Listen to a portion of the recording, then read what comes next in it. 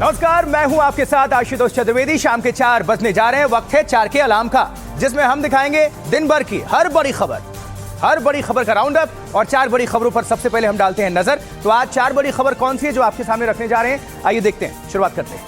पहली खबर होगी अयोध्या से, क्योंकि अयोध्या दान गबन में कैश ही नहीं आभूषण भी गायब है। योगी ने कहा दूध का दूध पानी का पानी होगा। अयोध्या दौरे में योगी के साथ नहीं दिखे चंपत राय। दूसरी खबर होगी जन्मदिन पर राहुल को परशुराम के अवतार में दिखाने पर बवाल, बीजेपी ने बताया भगवान का अपमान।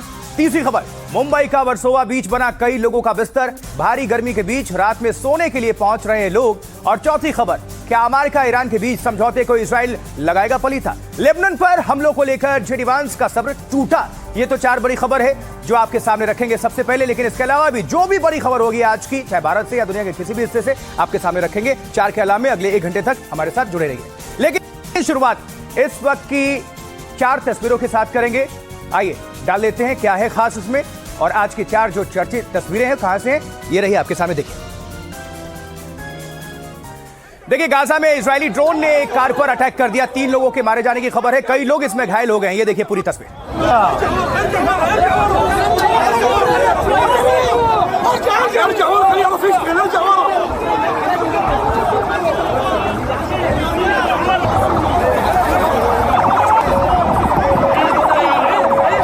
आसपास की इमारत देखिए पूरी तरह से जमींदोज है, वो पूरा बहुत ज्यादा क्षतिग्रस्त है, नुकसान है। और यहाँ पर लोगों का जमावड़ा।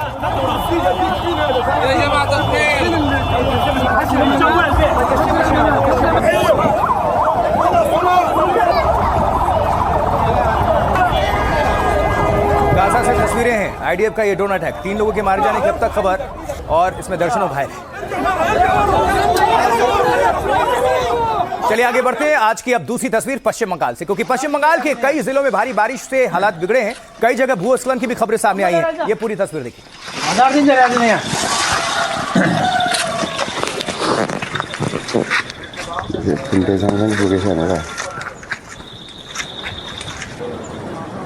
एक 2 घंटा लगेगा। चलिए आगे बढ़ते हैं और तीसरी तस्वीर आपको दिखाएंगे आगे ऋषिकेश से, क्योंकि ऋषिकेश में राफ्टिंग पॉइंट पर भिड़ गए आपस में सैलानी। 2 गुटों में जमकर मारपीट हुई है, ये देखिए।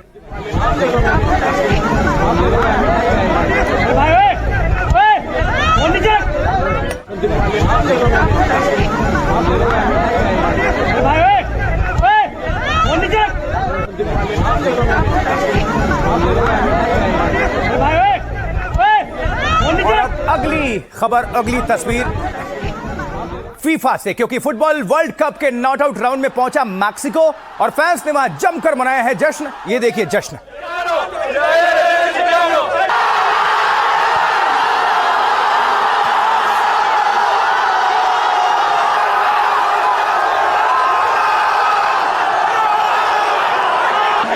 ऐसे मैक्सिको खिलाड़ियों ने जोरदार प्रदर्शन किया, टीम जीती और मैक्सिको के जो सपोर्टर्स हैं उन्होंने शुरू कर दिया जश्न। ये तस्वीर फिर से।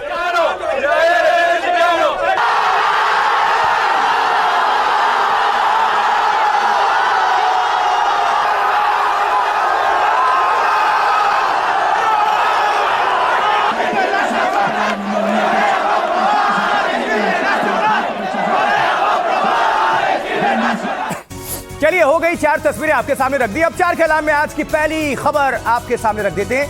अयोध्या राम मंदिर दान गबन मामले में यह भी सामने आया है कि कैश ही नहीं, कुछ आभूषण भी गायब हैं। एसआईटी की जांच में ये बातें सामने आई हैं। और इस बीच उत्तर प्रदेश के मुख्यमंत्री योगी आदित्यनाथ ने कहा है कि बस 15 दिन इंतजार करिए, दोषी चाहे जो भी हो वो बचेगा नहीं। आज योगी आदित्यनाथ अयोध्या में राम मंदिर में दर्शन के लिए पहुंचे।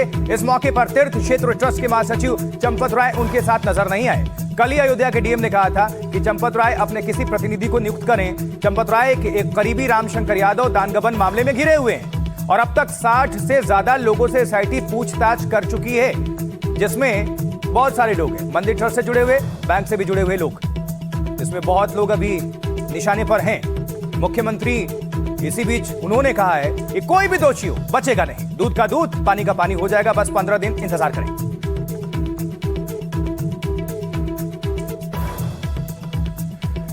और इस बीच आपको बता दें, देखिए एसआईटी की जांच का आज 5वां दिन है और इस बीच एसआईटी ने मंदिर में दान से जुड़े हर कर्मचारी से पूछताछ की है घंटों। जांच के दौरान कई विस्फोटक खुलासे भी हो रहे हैं, जैसे जांच के केंद्र में तीर्थ क्षेत्र ट्रस्ट के महासचिव चंपत राय का ड्राइवर रहा रामशंकर यादव उर्फ टिन्नू यादव है। उसकी संपत्ति को लेकर सवाल खड़े हुए कि इतनी तेजी से उसने यह संपत्ति कैसे हासिल कर ली, कैसे बनाई। मंदिर में कैश के अलावा आभूषणों को लेकर भी सवाल उठे हैं। कई बेशकीमती आभूषणों का पता नहीं चला है। तो एसआईटी शिकंजे में टिन्नू यादव, मंदिर के आभूषण कहां गए? जांच का दायरा काफी बढ़ रहा है। आज 5वां दिन है। रडार पर कई लोगों की संपत्ति भी आ चुकी है।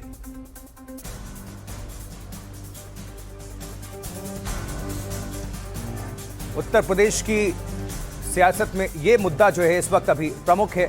अब देखिए, अयोध्या में एसआईटी जांच के दौरान कैश में गड़बड़ी के अलावा सोने, चांदी और हीरे के आभूषणों में हेराफेरी की बात सामने आ रही है और हीरे से जड़ा एक हार जो भगवान श्री राम को दान किया गया था उसका पता ही नहीं चला। इसके अलावा एक श्रद्धालु द्वारा दान की गई सोने की एक चरण पादुका भी गायब है। इस सिलसिले में एसआईटी ने राम मंदिर के पुजारी से पूछताछ की है। हीरा जड़ित हार और चरण पादुका के बारे में पूछा गया। पुजारी ने बताया कि भगवान को अर्पित करने के बाद लौटा दिए गए। पुजारी ने कहा कि हार और चरण पादुका रामशंकर यादव उर्फ टिन्नू यादव को लौटाए। एसआईटी ने रामशंकर यादव और टिन्नू से इस बारे में सवाल किया तो टिन्नू यादव ने एसआईटी के सामने सोना गलाकर ईंट बनाने की बात कही। कहा कि सोने की ईंट आभूषण रखने वाले कृष्णदेव तिवारी को दे दी गई। आभूषण रखने वाले कृष्णदेव तिवारी से एसआईटी ने सवाल जवाब किया है इसको लेकर। वहीं कृष्णदेव तिवारी के पास ना सोने की ईंट मिली और ना ही रसीद मिली। चलिए आगे बढ़ते हैं और अब देखते हैं इस मामले में क्या बोले हैं यूपी के मुख्यमंत्री योगी आदित्यनाथ। सुनिए जरा। कोई अपराधी है और कोई भी होगा बचेगा नहीं, यह सुनिश्चित है। राम मंदिर दान गबन केस में यूपी के मुख्यमंत्री योगी आदित्यनाथ सख्त मुद्रा में दिखे। अयोध्या दौरे पर पहुंचे योगी ने कहा कि अगर किसी के पास कोई दस्तावेजी सबूत है तो वो एसआईटी को दे, एसआईटी उसकी जांच करेगी। उन्होंने कहा कि जांच के नतीजों के लिए बस 15 दिन इंतजार करें। हम लोगों ने ट्रस्ट के अनुरोध पर एसआईटी जांच बिठाई है और मैं उन्हें इस बात के लिए कह सकता हूं कि एसआईटी जांच दूध का दूध और पानी का पानी करके रहेगी, उसमें कोई संदेह नहीं।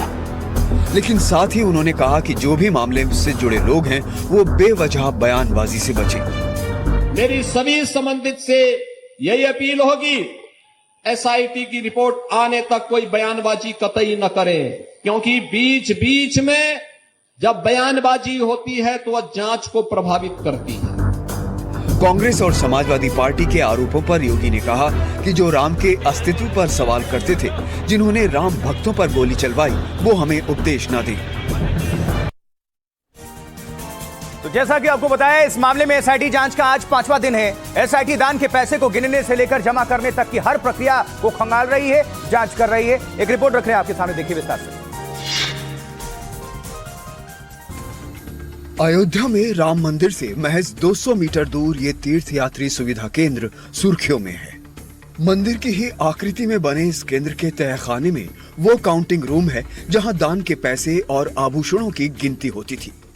मंदिर परिसर में जगह जगह रखे गए 35 दान पात्रों में जमा पैसा यहीं लाया जाता था। मंदिर में हर रोज लाखों श्रद्धालु आते हैं, इसीलिए दान पात्र के पैसों की गिनती 2 शिफ्ट में होती थी। सुबह 8 से दोपहर 2 और दोपहर 2 से रात 8 बजे के बीच। रोज का दान आमतौर पर 8 से 13 लाख रुपए के बीच होता था, लेकिन कई दिन ऐसे भी होते थे जब दान 50 से 60 लाख रुपए तक आ जाता था। एसआईटी इस दान को गिनने और उसकी निगरानी करने वाले सभी लोगों से पूछताछ कर रही है। पूछताछ में ये सामने आ रहा है कि मंदिर में दान के पैसे में हेरफेर के अलावा दान किए गए सोने, चांदी और हीरों के गहनों को नकली गहनों से बदल दिया गया। एसआईटी दान की गिनती के कमरे में लगे सीसीटीवी से ये पता लगाने की कोशिश कर रही है कि गिनती की प्रक्रिया में कहां गड़बड़ी थी और रिकॉर्ड रखने और पैसे जमा करने में कहां धांधली की गई। देखिए, इस पूरे मामले में विपक्ष भी भारतीय जनता पार्टी पर हमलावर है। बीजेपी का कहना है कि जो राम भक्तों पर गोली चलाते हैं, राम के अस्तित्व को नहीं मानते, उन्हें बोलने का अधिकार नहीं। रामचंद्र जी का सहारा लेकर सियासत की सीढ़ियां चढ़े हैं और उन्हीं के नाम को एक्सप्लॉइट करके लोगों के अंदर सांप्रदायिक सौहार्द बिगाड़ा है, घपलेबाजियां करी हैं। क्या वो श्री रामचंद्र जी के भक्त हैं? तरह तरह की चर्चाएं मिली हैं। उत्तर प्रदेश सरकार ने एसआईटी का गठन किया है। एसआईटी की रिपोर्ट आ जाएगी, उसमें जो भी दोषी होगा उसके बाद हम बता पाएंगे। आप एक बार समाजवादी पार्टी के मुखिया से पूछना, मैं आपसे सिर्फ आप ही पूछो उनसे कि बाबरी मस्जिद को बनाने के लिए जो पैसा इकट्ठा हुआ था चंदा, वो कहाँ गया? पूछो जरा एक बार। हिम्मत है, तुष्टीकरण की पॉलिटिक्स करते हैं समाजवादी पार्टी के लोग और केवल प्रभु रामलला के मंदिर पर तरह तरह के प्रश्न लगाते हैं। सत्ता के शीर्ष पर बैठे हुए और सत्ताधारी लोगों में जो विराजमान कालनेमी हैं, वो सब के सब पाप कर रहे हैं, वो सब रामद्रोही हैं, वो सब हनुमान द्रोही हैं। उन सब लोगों ने जिस तरीके से चंदे का, चढ़ावे का, लूटने का पाप किया है, उनको भगवान तो सजा देगा ही देगा, लेकिन एक चीज तय है, देश का कानून भी उनको सजा देगा। ये एसआईटी जो इन्होंने बनाई है, ऐसे कालनेमियों को बचाने। चलिए अब आगे बढ़ते हैं और आगे बढ़ने से पहले आपको दिखा देते हैं शाम 4 बजे की 4 बड़ी खबर, यानी बिग न्यूज आपके सामने। महाराष्ट्र से पहली खबर है। महाराष्ट्र में आज शिवसेना के दोनों गुट मनाएंगे पार्टी का स्थापना दिवस। सायन में उद्धव ठाकरे तो गुड़गांव में एकनाथ शिंदे दिखाएंगे अपनी ताकत। मुंबई पुलिस ने जारी की एडवाइजरी, दोनों गुट में टकराव की आशंका। और वहीं देखिए, संजय राउत का बागी सांसदों पर हमला, बोले डिस्क्वालीफाई होना तय, बीजेपी तोड़फोड़ और करोड़ों की राजनीति में माहिर।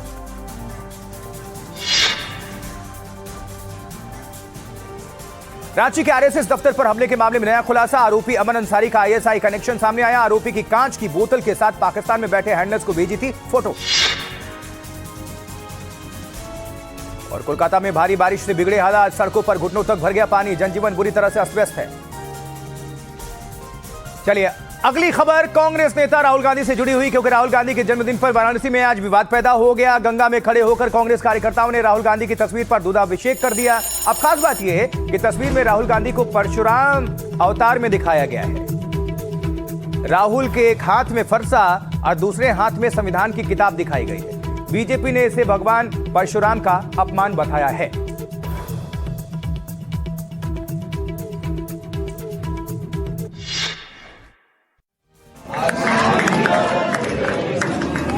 कांग्रेस नेता राहुल गांधी के जन्मदिन पर देश भर के कांग्रेस कार्यकर्ताओं ने उन्हें बधाई दी, शुभकामनाओं से जुड़े पोस्टर लगाए। लेकिन वाराणसी में तब विवाद खड़ा हो गया जब कांग्रेस कार्यकर्ताओं ने गंगा नदी में खड़े होकर राहुल गांधी के एक पोस्टर पर दुग्धाभिषेक किया और पोस्टर में राहुल को भगवान परशुराम के वेश में दिखाया गया। एक हाथ में फरसा और दूसरे हाथ में संविधान दिखाया गया। फिर क्या था, बीजेपी को हमले का मौका मिल गया। कांग्रेस पार्टी के नेता लोगों के बुद्धि पर पत्थर पड़ गया है। भगवान परशुराम भगवान विष्णु के अवतार हैं। भगवान परशुराम की बराबरी करना राहुल गांधी जी को काफी महंगा पड़ेगा। तो दूध पिला दें वो तो समझ में आता है, लेकिन भगवान के रूप में प्रतिस्थापित करना ये उचित नहीं है। आगे बढ़ते हैं अगली बड़ी खबर। 21 जून को नीट यूजी परीक्षा के मद्देनजर मैसेजिंग ऐप टेलीग्राम पर 22 जून तक रोक के फैसले को दिल्ली हाईकोर्ट ने सही ठहराया है। उधर नेशनल मेडिकल कमीशन ने मेडिकल कॉलेजेस से कहा है कि 20 और 21 जून को मेडिकल के छात्रों को छुट्टी ना दी जाए। नीट यूजी की फिर से होने वाली परीक्षा के लिए चाक चौबंद इंतजाम कर लिए गए हैं। प्रश्न पत्रों से लेकर उत्तर पुस्तिकाओं को सुरक्षित लाने और ले जाने के लिए एयरफोर्स से लेकर अर्धसैनिक बलों की मदद ली जा रही है। तो यह बड़ी खबर है नीट परीक्षा से जुड़ी हुई।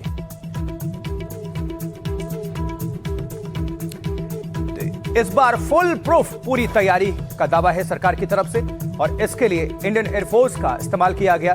प्रश्न पत्र ले जाने लाने के लिए चॉपर्स लगाए गए हैं, एयरफोर्स के विमान लगाए गए हैं, अर्धसैनिक बलों को लगाया गया है, पैरामिलिट्री फोर्स, किसी भी तरह से और हाईटेक तरीके का उपयोग किया जा रहा है।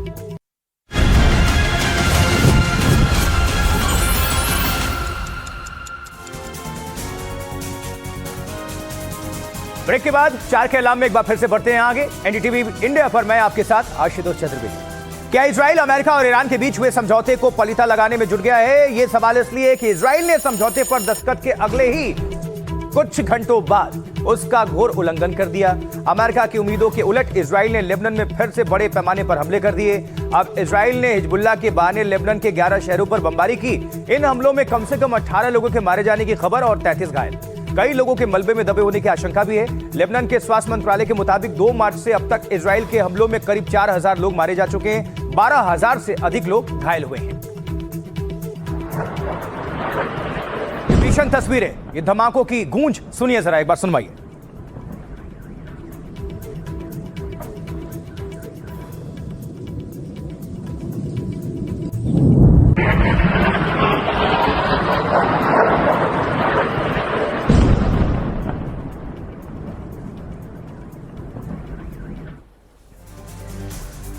तो अमेरिका और ईरान डील के बाद ईरान के सुप्रीम लीडर का पहला बयान सामने आया है। जंग की शुरुआत से ही मुस्तफा खामनेई लापता हैं, लेकिन उनके पहले ही बयान ने दुनिया को चौंका दिया है। जो कल तक नामुमकिन लग रहा था, वो आज हकीकत बन चुका है। ईरान और अमेरिका जो एक दूसरे को नेस्तनाबूद करने की कसम खाए बैठे थे, उनके बीच एक ऐतिहासिक डील साइन हो चुकी है। ईरान के सुप्रीम लीडर मुस्तफा खामनेई ने इस डील को लेकर पहला बयान जारी करते हुए कहा, मैं इस समझौते के पक्ष में नहीं था। मसूद पेजेश्कियान की जिम्मेदारी लेने के बाद डील को मंजूरी दी। ईरान सरकार ने मुझे भरोसा दिया। ईरान और रेजिस्टेंस फ्रंट के अधिकारों पर आंच नहीं आने देंगे।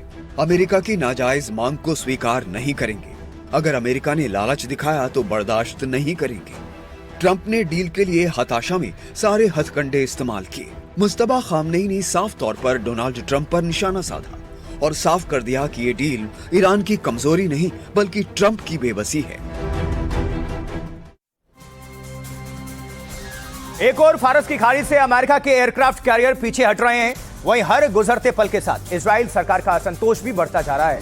इजराइल के नेता खुलकर डील के खिलाफ आ गए और इसके बाद जेडी वेंस का सब्र भी जवाब दे गया। अमेरिका इजराइल दोस्ती में दरार। सबसे बड़े मददगार से बगावत के मूड में नेतन्याहू। अमेरिका ईरान डील से सबसे बड़ा झटका इजराइल को लगा है।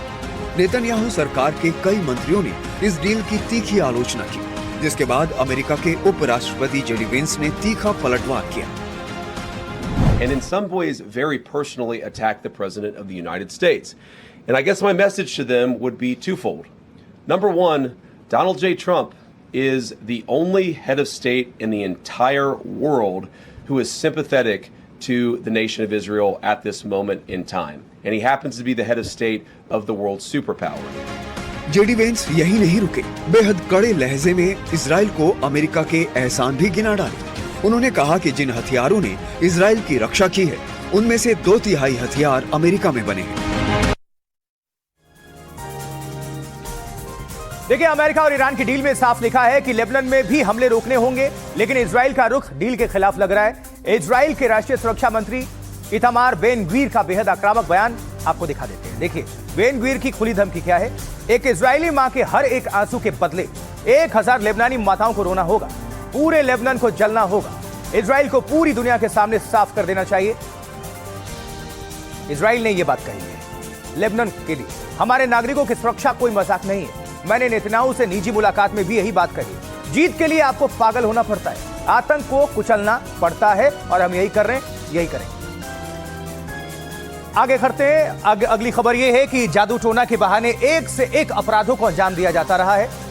आपने तमाम ऐसी खबरें भारत में देखी हैं। अब जैसे उत्तर प्रदेश कानपुर देहात से एक बड़ी खबर है इसी से जुड़कर, क्योंकि वहां अश्लील हरकतों के आरोपी बाबा को गिरफ्त में लिया गया। पीड़ित महिला की शिकायत पर पुलिस ने कार्रवाई की है। वारदात के दूसरे आरोपियों की भी तलाश इस मामले में तेज है, वो चल रही है। अश्लील हरकतों के मामले में आरोपी बाबा वो पुलिस की गिरफ्त में। कानपुर देहात से जुड़ी है इस वक्त की बड़ी खबर है।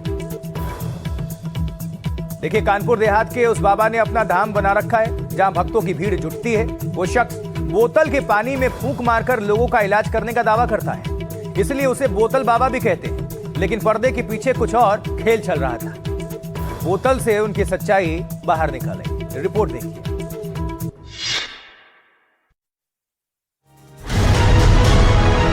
भक्तों को संबोधित करता ढोंगी बाबा, तंत्र मंत्र से इलाज करता ढोंगी बाबा। लेकिन हम पर्दा उठाने जा रहे हैं धर्म कर्म की आड़ में ये शख्स किस तरह महिलाओं को शिकार बनाता था। हरिधाम सरकार अपने मतलब धाम पे बुलाया और रूम में आके इन्होंने बुलाया, फिर इन्होंने छेड़छाड़ की तो मैंने चिल्लाया, फिर इनका भतीजा आया, इन्होंने फिर वो भतीजा इनका दीपक लेके आया, फिर इन्होंने गद्दी पे मरवाया। कैश भी ली थी 40,000 कैश भी लिया। हाँ। अगली खबर, आरजेडी नेता लालू यादव के बड़े बेटे तेज प्रताप यादव और अनुष्का यादव विवाद में अब लॉरेंस बिश्नोई गैंग की भी एंट्री हो चुकी है। अनुष्का यादव के भाई आकाश यादव ने तेज प्रताप पर गंभीर आरोप लगाए और कोर्ट का दरवाजा खटखटाया है। लेकिन ये पूरा मामला क्या है, पता करते हैं, देखते रिपोर्ट।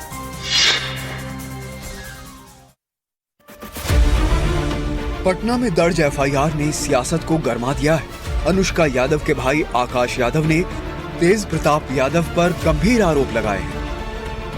जान से मारने की धमकी देने का आरोप, घर में जबरन घुसने का आरोप, पीए मोतीलाल यादव का भी नाम शामिल। एफआईआर के मुताबिक तेज प्रताप यादव अपने पीए के साथ घर में घुसे और धमकी दी। लेकिन कहानी में सबसे बड़ा ट्विस्ट अब लॉरेंस बिश्नोई गैंग की एंट्री से आया है। रात के 12:30 बजे के लमसम में लॉरेंस बिश्नोई का ग्रुप का नाम बताते हुए मोहित नाम के एक व्यक्ति का अंतर्राष्ट्रीय नंबर से मेरे पास धमकी भरा पूरा कॉल, पूरा वॉइस नोट के साथ हमारे पास आया।